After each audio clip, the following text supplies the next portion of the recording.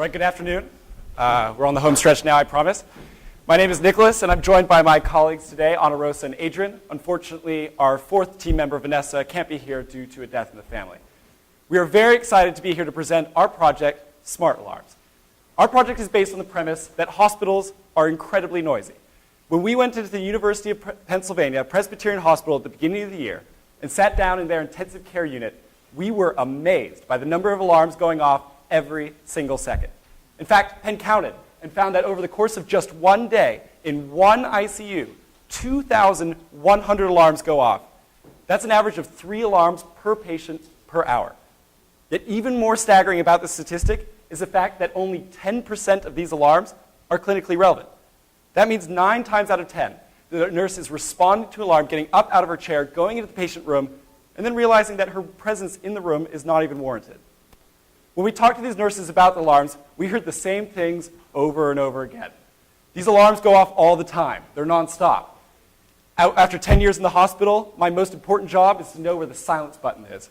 And third and finally, I hear the alarms so much during the day, I can hear them in my sleep. Now, the next logical question after talking about all these alarms is, why are they going off all the time?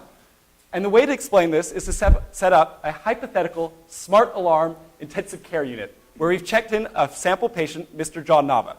Obviously a falsified name, but he is based on real patient data. So Mr. Giannareas has come out of a very intense coronary artery bypass graft surgery and is now plugged into up to 8 individual vital sign monitors, 4 of which are displayed on this screen. Then the attending physician will set up each one of these monitors to fire an alarm based on threshold information. So, for example, right now Mr. Giannareas is breathing a little bit quickly, so a respiratory rate high alarm would fire. Similarly, his heart rate is a tiny bit low, so a heart rate low alarm would go off. So in this instantaneous second, 2 threshold alarms are going off right now. Yet what's interesting is when the nurse is responding to these 2 alarms, they're not just looking at one of these vital sign monitors, they're looking at all of the 8 vital sign monitors as well as the patient himself. So the logical question is, why isn't the vital sign monitors doing the same thing? And that brings us to the objectives of our project. First, we want to build an algorithm that considers multiple vital sign monitors simultaneously, just like the nurses are doing every day. Second, we want this algorithm to reduce the total number of alarms by at least 25% without creating a single additional false negative. And third and finally, we want to create a much better 3-level alarm priority system. Currently in hospitals, there is a 3-level alarm priority system in place, but my goodness, it's incredibly hard to figure out what level is actually firing and whether, as a result, you should be running or not. After we built this algorithm, we passed our algorithm through the data from 32 real-life patients, or over 1,450 hours of patient data, and found that we reduced the total number of alarms by 59%, with a standard deviation of 17%. So in order to demonstrate our algorithm, we're going to run a live demonstration on my laptop right now. What you're about to see is 25 minutes of real patient data from Mr. Giannareas. And first, I'm going to play it through the old hospital system. Right now, you can hear a lot of noise. He's breathing a bit quickly, and the heart rate dipped down, so 2 alarms are already firing. Now his heart rate has gone down to 0. A nurse is probably running in to figure out what's going on when she realizes that his blood pressure is still in a normal range. He's still breathing, so his heart rate must not actually be at 0. Yet, she's in there, now she's finally realizing this, plugging him back in, and now some significant events start happening, but the blood pressure and heart rate are low, as well as respiratory rate being high, so a clinical intervention is necessary. Hopefully you've just listened to basically 25 minutes of uninterrupted sound, and you weren't able to tell what vital sign monitors was firing what alarm, and what you actually needed to do as a nurse. Now I'm going to play that exact same 25 minutes using our new smart alarm algorithm. Silence. He might be breathing a bit quickly, his heart rate might be low, but nurses don't want alarm just for those 2 reasons. Now the heart rate lead has fallen off once again, but since our algorithm considers all the vital signs, we know he's not on his deathbed, and in fact we should fire a specific malfunction alarm, which we're doing, and you can hopefully discern by the sound. Now the nurse plugs in that lead again, and significant events once again start happening, and we fire our first smart alarm, a level 2 alarm, which sounds different. So not only in these 25 minutes have we reduced the total number of alarms from 8 to 2, but we also made the alarm sounds a lot more discernible.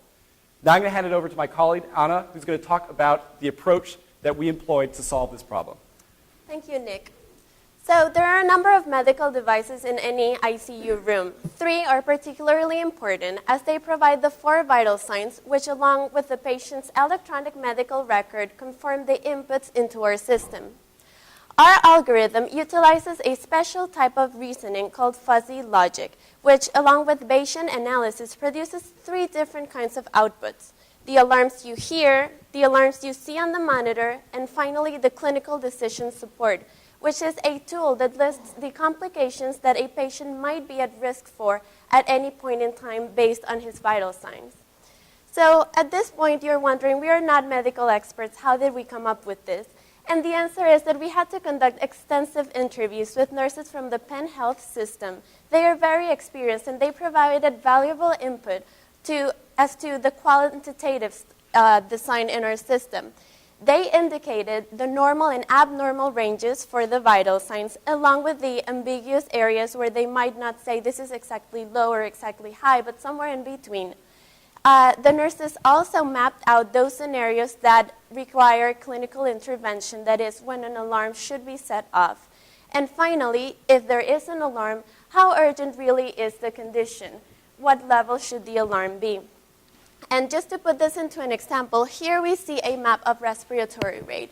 So we have respiratory rate along the horizontal axis, and this is mapped to a scale from 0 to 4, which we will call the fuzzy level, 0 being very low and 4 being very high. What this stepwise function means is that, for instance, if your respiratory rate is 15 breaths per minute, that is unambiguously normal, no question about it. But if it creeps up to, let's say, 23, that would be what nurses call slightly high. Maybe not a reason for concern, but it is slightly high. And now we look at an example of how the system reasons, and you actually saw this in action at the very early parts of our live demo.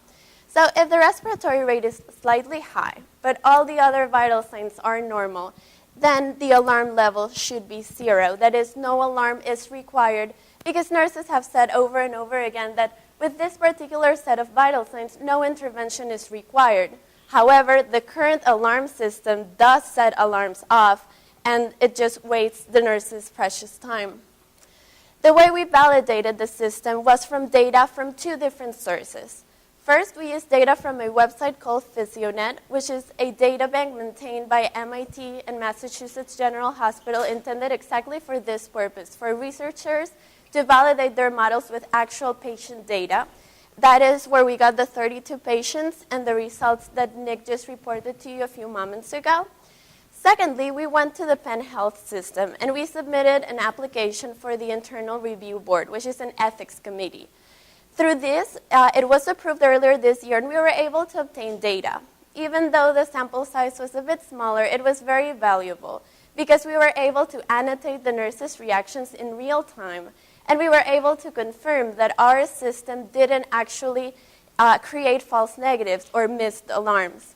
So now that I've talked about the system design and validation, I'd like to pass it on to my colleague Adrian, who will talk about the clinical decision support. Thank you, Anna. So in addition, our model includes this clinical decision support tool as part of the output. And the idea is that based on the vital signs that the patient is exhibiting, our program will be able to pinpoint the most relevant complications in this immediate post-op period. We will show these complications in order of likelihood, where likelihood is a calculation that is based both on the prevalence as well as how characteristic the complication is to the vital signs. The program also identifies the key risk factors significant for each complications that are present in our patient. These are the 11 complications we've decided to focus on and were validated both by our extensive interviews with nurses and our review of the medical literature. And let's look at an example. Say we have patient X, and you'll notice how the program will cross out the complications that were deemed irrelevant by our medical experts. So in this case, the program reads the blood pressure is high. That takes out a couple of complications. Heart rate's low, another one goes away. Oxygen saturation is normal. Respiratory rate's normal. We're finally left with the 3 possible complications. This is what most likely is going wrong with our patient. And so now our program cross-checks the medical record of our patient and finds that in this case, the patient is a smoker, he has a history of heart disease, and he's diabetic. So with our system, the nurse will be able to walk into the room and save precious seconds by considering complications she might otherwise forget, as well as identifying the most important contextual information. So our project has gotten great feedback from the nurses we've talked to, and we plan to get even more feedback when we present to a large audience in the Presbyterian Medical Center next week. And as a result of this great response, we're in the process of filing a preliminary patent for our multivariate system. In terms of actual implementation, we are aware that there are more steps to take, such as getting the hospitals on board, getting the device manufacturers on board as well. Also, considering all legal aspects. However, this is definitely a scalable model that can be used as a first stone in paving the way to a new and more efficient alarm system. We would like to thank our advisors for all their support. At this point, we would like to open the floor for questions.